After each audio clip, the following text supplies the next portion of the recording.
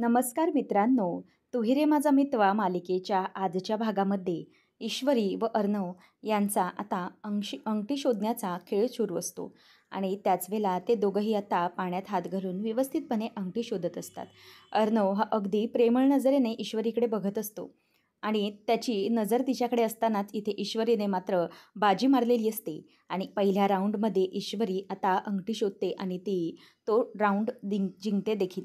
त्यावेळेला मग ती आता समोर अंगठी दाखवते तेव्हा सगळेजण अगदी कौतुकानेच तिच्याकडे बघायला लागतात. तेव्हा आता अंजली म्हणते की वा ईश्वरी क्या बात है. चला चला आता पहिला राऊंड तर ईश्वरी जिंकली आहे. आता आपण बघूया की दुसरा राऊंड कोण जिंकतंय. चला आता मी ही अंगठी पुन्हा पाण्यात टाकते. आता दुसरा राऊंड सुरू झालेला आहे. आता आपण बघूया की कोण जिंकतंय. तेव्हा मग मामा म्हणतो की चला अर्णव चल दुसरा राऊंड जिंकायचा आहे. तेव्हा अंजली म्हणते की नाही हा मामा, ईश्वरी दुसरा राऊंड तुला जिंकायचा आहे. चल चल असं म्हणून आता ती तिला चेअरअप करत असते. नमू आणि अंजली ईश्वरी ईश्वरी असं करत असतात. त्याच वेळेला आता अर्णवसाठी मामा आणि आकाश दोघंही चेअरअप करत असतात. आता ईश्वरी ही पुन्हा एकदा अंगठी पाण्यातून काढते आणि दुसरा राऊंड पण ईश्वरी जिंकते. अशा प्रकारे आता ईश्वरीने पुन्हा एकदा अर्णवच्या समोर बाजी मारलेली असते. हे सगळं आजी आता बघतच राहिलेली असते, कारण ईश्वरी अशी जिंकते हे पाहून तिलाही धक्काच बसत असतो. आता डोक्याला हात लावून वल्लरी पण तिकडे बघत असते. मग आता अंजली म्हणते की चला आता थर्ड राऊंड आलाय, चला आता थर्ड राऊंडची सुरुवात करूया. त्यावेळेला मामा म्हणायला लागतो की अरे ईश्वरी, अगं चल ईश्वरी तू जिंकतेस. अर्णव अर्णव अरे तुला पण जिंकलंच पाहिजे ना, चला कम ऑन. आकाश ओरडतो दा दा दा दा दा दा. आता चला लवकर लवकर खेळ आटपला पाहिजे, चला लवकर अर्णव, अरे जिंकायचं आहे तुला, पुढचा गेम पण आहेच की. असं म्हणून आता ते त्याला चेअरअप करत असतात आणि चला चला लवकर असं म्हणून आता इथे सगळे छान एन्जॉय करत असतात. त्याच वेळेला इथे वल्लरी मात्र तोंड पाडून बसलेली असते. काय चाललंय हे तिला खरंच रागास्पद वाटत असतं. आणि मग नंतर तिसऱ्या राऊंडला अर्णवने चक्क अंगठी काढलेली असते, कारण तिसऱ्या राऊंडची बाजी अर्णवने मारलेली असते. मामा म्हणतो की अरे वा भांजे क्या बात है, फायनली आमचा सुपुत्र अर्णव अंगठी त्याने खेळली आहे. तेव्हा मग आता लगेच अंजली म्हणते की अरे वा चिंटू, तिसरा गेम तू जिंकलास. असं म्हणून आता ती त्याचं कौतुक करत असते.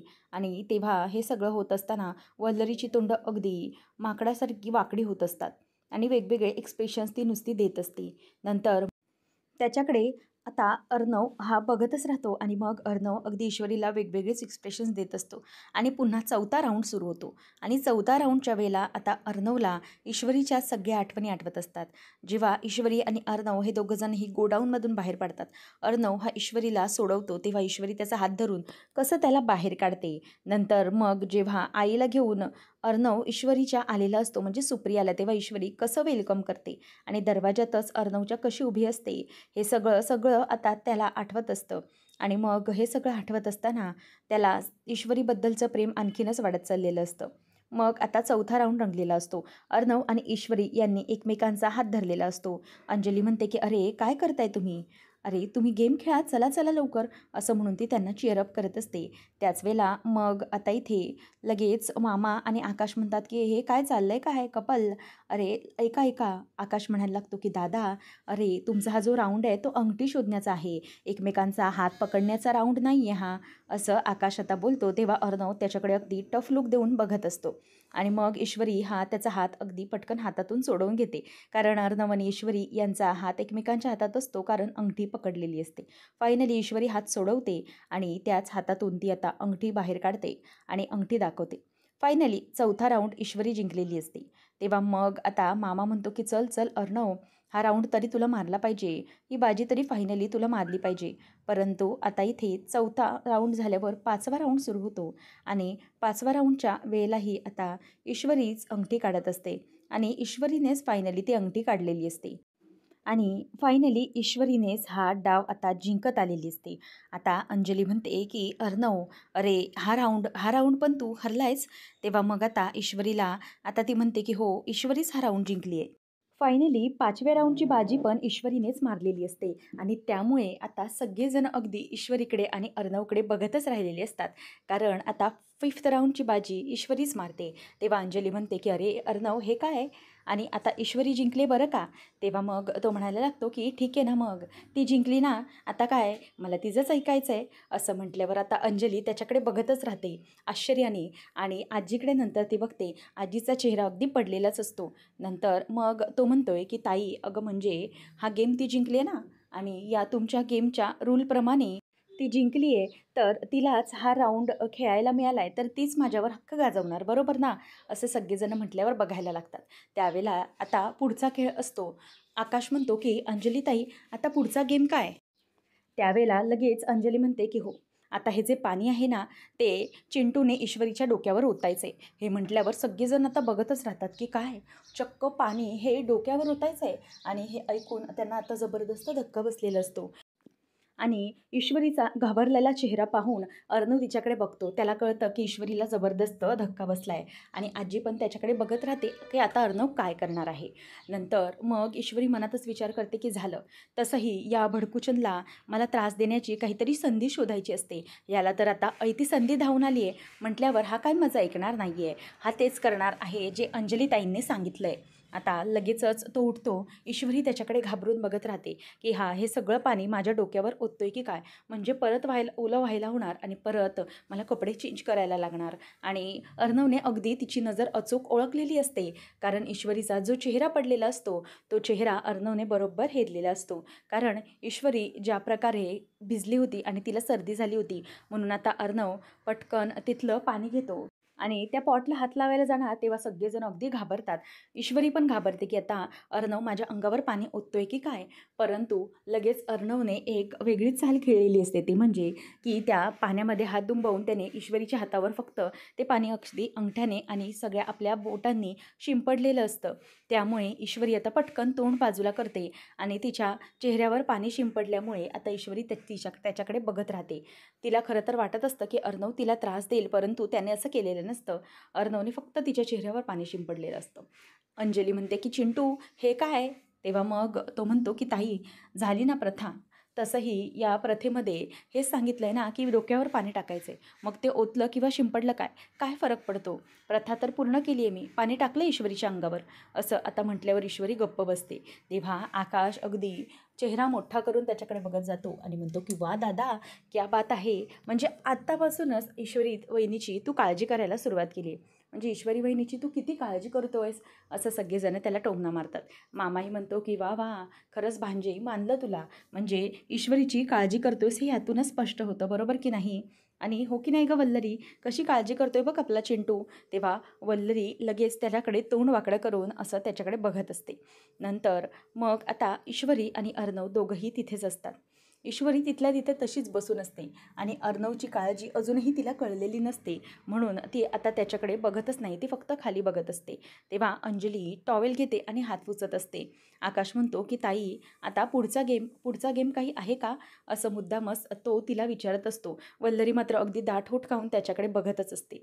आता ईश्वरीच्या डोळ्यांवरती ते पाणी पडलेलं असतं, म्हणून ती अगदी रागारागानेच ते पाणी पुसत असते, कारण ते अर्णवने टाकलेलं असतं. अशा प्रकारे आता इथे गेमची विनर ही ईश्वरी ठरलेली असते, म्हणून सगळेजण अगदी तिच्याकडे बघतच राहतात.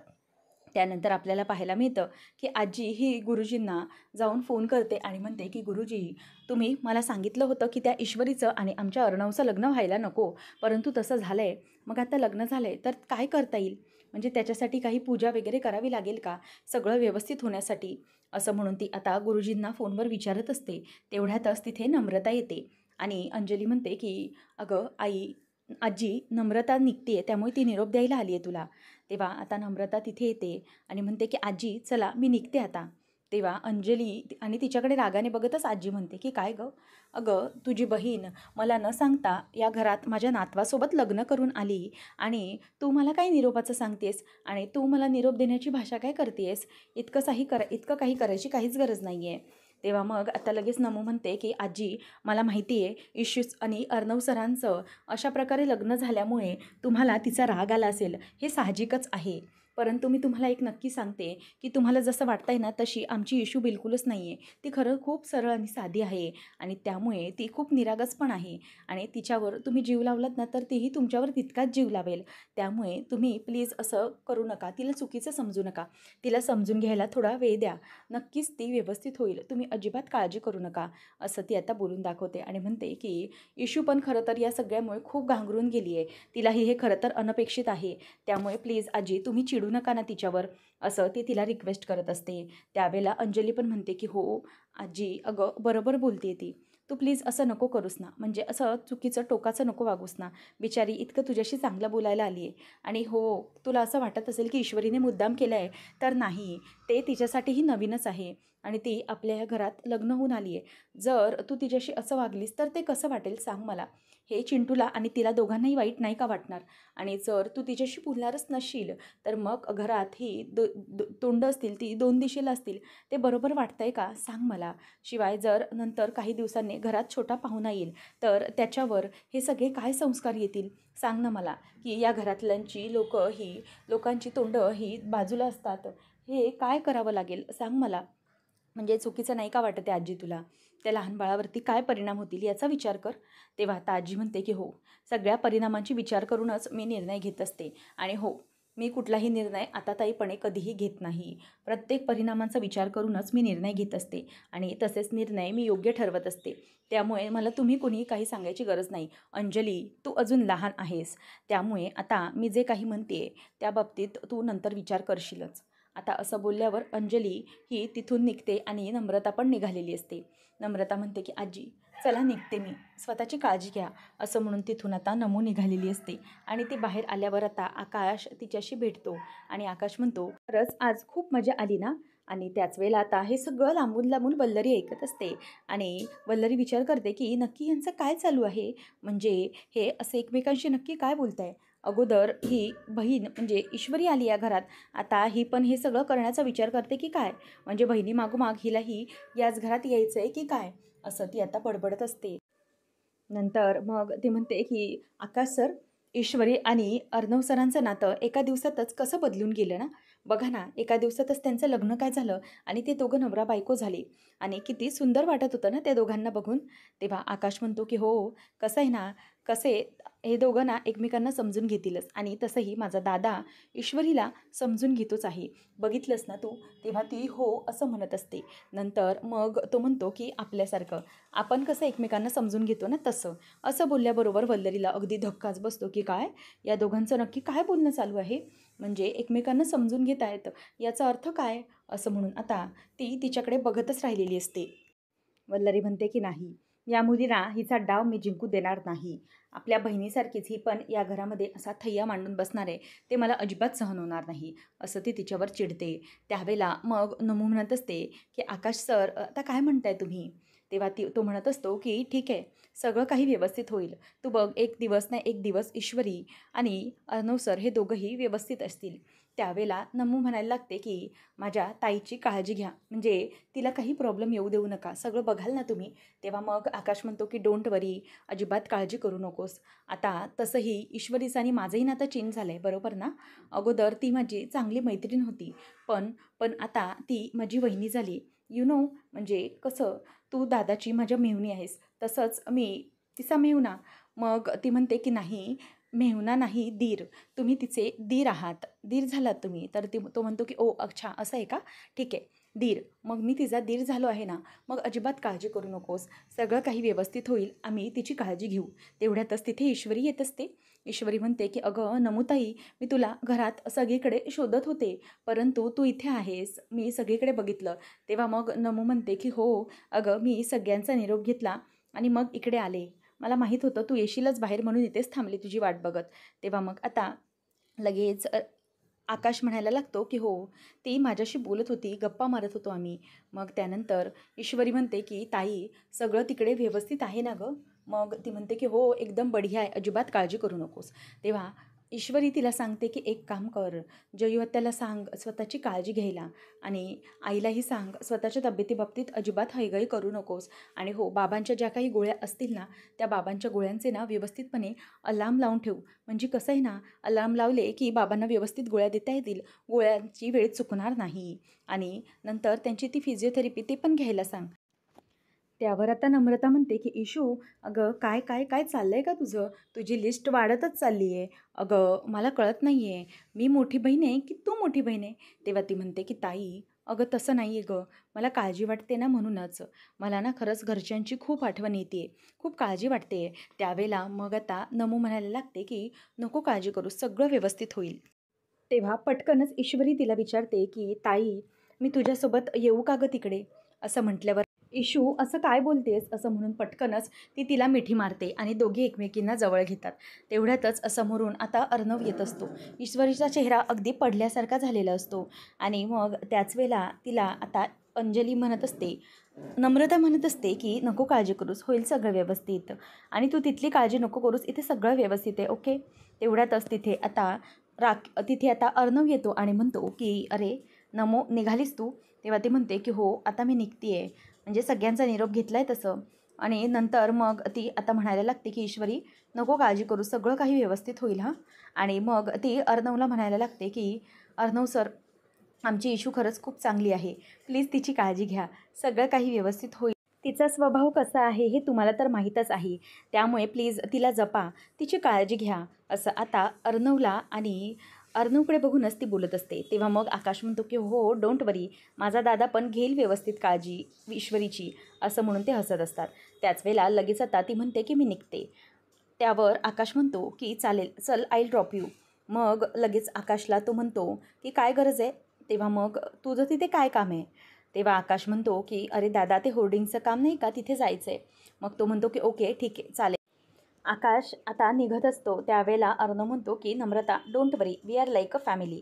तेव्हा मग नम्रता निघून जाते आणि ईश्वरी पण तिला अगदी जड अंतकरणाने बाय करते. आणि नंतर मग नमो आणि आकाश दोघंजणही निघून जातात.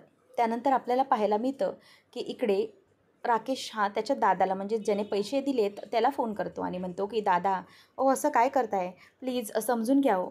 म्हणजे काही असं करू नका तुम्ही, तुमचे पैसे मी देतो, मला माहिती आहे मुदत संपली आहे, परंतु काय करणार आता मी? दादा अहो, माझा प्रॉमिस आहे आणि माझं प्रॉमिस हे जेंटलमॅन प्रॉमिस आहे, तुम्हाला माहितीच आहे. त्यामुळे प्लीज असं करू नका. लवकरात लवकर मी तुमचे पैसे देतोच, येत्या 2 दिवसात मी तुम्हाला तुमचे पैसे परत देईन. आणि म्हणूनच अजिबात काळजी करण्याची गरज नाही आहे, अजिबात घाबरू नका, देतो मी तुम्हाला तुमचे पैसे परत. असं आता त्याला तो बोलायला लागतो. आणि नंतर मग तो फोन ठेवल्यानंतर म्हणायला लागतो की वाट बघ, देतो मी तुझे पैसे तुला. अरे तुला काय वाटतंय दाद्या की तुझे पैसे मी तुला इथे द्यायला बसलो आहे का? अरे तुझे पैसे तुला कधीच भेटणार नाही, कारण येत्या दिवसातच मी असा गायब होणार आहे की तुला परत कधीच मी दिसणार नाही आहे. त्यामुळे एक गोष्ट चांगलीच लक्षात ठेव, तुला तुझे पैसे मी अजिबात मिळवून देणार नाही म्हणजे नाही. आणि असा गायब होईन की तुम्हाला सापडणार काय, या जन्मात पण मी तुम्हाला सापडणार नाही. पण मी नक्कीच येणार, माझा बदला घ्यायला मी परत येणारच आहे. काही झालं तरी हा माझा बदला मी पूर्ण करणार म्हणजे करणार. कितीही काही प्रसंग येऊ दे, परंतु ह्या सगळ्यामध्ये मी तोंड देणार. त्या ईश्वरी आणि अर्णवला असं मी सुखाने अजिबात जगूच देणार नाही आहे. काही झालं तरीही त्या दोघांची वाट लागल्याशिवाय मी गप्प बसणार नाही आहे. असं आता राकेश अगदी रागानेच बोलत असतो आणि तो चिडूनच या सगळ्या गोष्टींकडे बघत असतो. आणि त्याला अर्णवचा खूप राग आलेला असतो, कारण अर्णवने ईश्वरीशी लग्न करून त्याची पूर्ण वाट लावली असते. अर्णव, एक ना एक दिवस तुला मी नक्की भारी पडेन आणि असाही येईन की सगळी वाट लावून जाईल, तेव्हा मात्र सगळं नष्ट झाल्यावर तू काहीच करू शकणार नाहीस. त्यानंतर आपल्याला पाहायला मिळतं की इकडे ईश्वरी ही तिचे कपडे वगैरे व्यवस्थित लावत असते. आणि ते करत असताना अर्णवने तिला अगदी वरचा खण दिलेला असतो, त्यामुळे तिच्या बॅगमधल्या साड्या, ड्रेसेस ती अगदी व्यवस्थित लावत असते. आणि ईश्वरीचा हात पोचत नसतो, त्यामुळे ती रागारागाने ते सगळे अगदी ठेवत असते. तेव्हा अर्णवचं लक्षही तिच्याकडे जातं. ईश्वरीने सगळीच बॅग आता अनपॅक करून ठेवलेली असते आणि ती व्यवस्थितपणे आता तिथे घरामध्ये म्हणजेच त्याच्या कपाटात लावत असते आणि विचार करते की हा भडकूचंद यांनी नाही सगळं मुद्दाम केलं आहे, मुद्दामच मला वरचा कप्पा दिला आहे, जेणेकरून मी इथे काही करू नये आणि या वरच्या कप्प्यामध्ये मला काही करता येऊ नये, यासाठी यांनी हे मुद्दाम केलेलं आहे सगळं. असं म्हटल्यावर आता ईश्वरी कपडे लावून लावून अगदी थकलेली असते आणि फायनली दमवून ती तिथे म्हणते की आता ही सूटकेस कशी ठेवायची, सगळे कपडे व्यवस्थित लावलेले असतात. तेव्हा मग अर्णव तिला विचारतो की मे आय काही हेल्प करू का? तेव्हा ईश्वरी म्हणते की काहीच गरज नाही आहे आता, कोई जरूरत नाही आहे. आता माझे कपडे लावून झालेले आहेत, आता काही मदतीची गरज नाही आहे, अशी ती रागाने आता त्याला बोलत असते. आणि त्याचमुळे अर्णव देखील आता तिच्याकडे बघतच राहतो. ईश्वरी आणि अर्णव हे दोघं जणांचं एकमेकांबरोबरचे आता कुरघोडी आणि भांडणं ही सुरूच असतात. ईश्वरीने फायनली तिचे कपडे आता सगळे लावून झालेली असते. आणि आता ईश्वरी म्हणते की मला माहीत होतं हे सगळं ना मुद्दामच करणार तुम्ही, हे सगळं मुद्दाम करताय तुम्ही, आणि आता काय गरज आहे हे सगळं बोलण्याची, मदत वगैरे सगळं काम झाल्यावर, असं ती चिडूनच त्याच्याकडे बघून बोलते. आणि नंतर मग तिची सुटकेस वरती ठेवायची असते. तेव्हा अर्णव आता बघतच असतो की ईश्वरी ती सुटकेस वरती कशी ठेवेल म्हणून. आणि मग आता लक्षात येतं की काय करू, ही सुटकेस आता वरती कशी ठेवून देऊ मी आणि कुठे ठेवू हा विचार म्हणत असतानाच तिला वरची जागा दिसते. आणि मग आता ती विचार करते की आता हे वरती ठेवायचं तरी कसं. अर्णवला तर मी सांगितलं की काहीच गरज नाही आहे, मी माझी ठेवेन. मग तिच्या डोक्यात एक आयडिया असते. तिथे बाजूला जो टेबल असतो ना, तो टेबल, आता त्या टेबलकडे ईश्वरी तो टेबल घेऊन येते जाऊन. आणि मग तिथे टेबल ठेवून ती त्या टेबलवर चढून सुटकेस ठेवण्याचा प्रयत्न करणार असते. ईश्वरी म्हणते फायनली आता इथून मी ही सुटकेस वरती ठेवून देऊ शकते. ईश्वरी आता हसत हसतच त्या बॅगकडे बघते आणि त्या स्टूलकडे. अर्णव म्हणतो की मिस इंदौर काही हेल्प हवी आहे का, ठेवू का मी? ती म्हणते की काहीच गरज नाही आहे, माझं मी करेन, असं म्हणून आता ती ते सगळं ठेवायला चाललेली असते.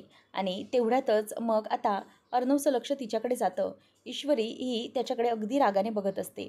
अर्णव हा बघत असतो की मिस इंदौर तू पडशील, परंतु ती आता काहीही ऐकायला तयार नसते. अर्णव हा तिच्याकडे बघत असतो आणि गालातल्या गालातच हसत असतो.